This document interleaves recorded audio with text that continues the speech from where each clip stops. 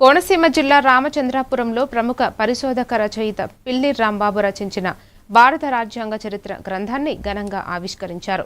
రాష్ట్రం నలుమూలల నుంచి సాహిత్యకారులు, అంబేద్కర్ వాదులు, న్యాయవాదులు హాజరయ్యారు. రాజ్యాంగ రచనకు సంబంధించిన చారిత్రక అంశాలను ఈ గ్రంథంలో సమగ్రంగా పొందుపరిచారని వ్యక్తులు తెలిపారు. ప్రతి ఒక్కరూ ఈ పుస్తకాన్ని చదవాలని పిలుపునిచ్చారు.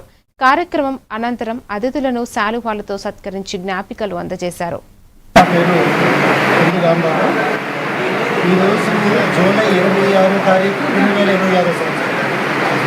ఈ రోజుని ఈ భారత రాజ్యాంగ చరిత్ర అయినటువంటి గ్రంథాన్ని ఇదే రోజు ఓపెన్ చేయడానికి మరొక ముఖ్య కారణం ఉంది.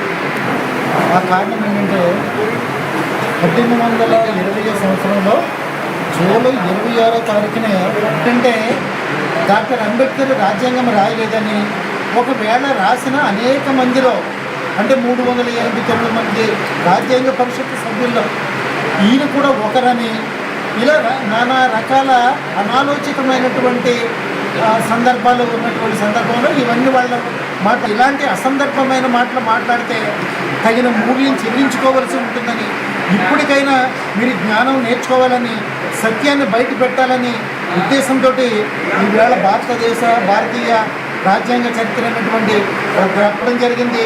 ఇందులో అన్ని కులాల వాళ్ళు కూడా, ఒక్క కులం కాదు, బ్రాహ్మణ్స్ ఉన్నారు, వైశ్యస్ ఉన్నారు, క్షత్రియ ఉన్నారు, ముస్లిం ఉన్నారు, హిందువులు ఉన్నారు, అన్ని కులాల వాళ్ళు కూడా ఈవేళ సభకు వచ్చి రాజ్యాంగం యొక్క ఔన్నత్యాన్ని చాటి చెప్పడం జరిగింది. ఇకనైనా భారతదేశంలో లేదా రాష్ట్రంలో ఉన్న వాళ్ళందరూ కూడా రాజ్యాంగం పట్ల, రాజ్యాంగకర్త అయినటువంటి డాక్టర్ అంబేద్కర్ పట్ల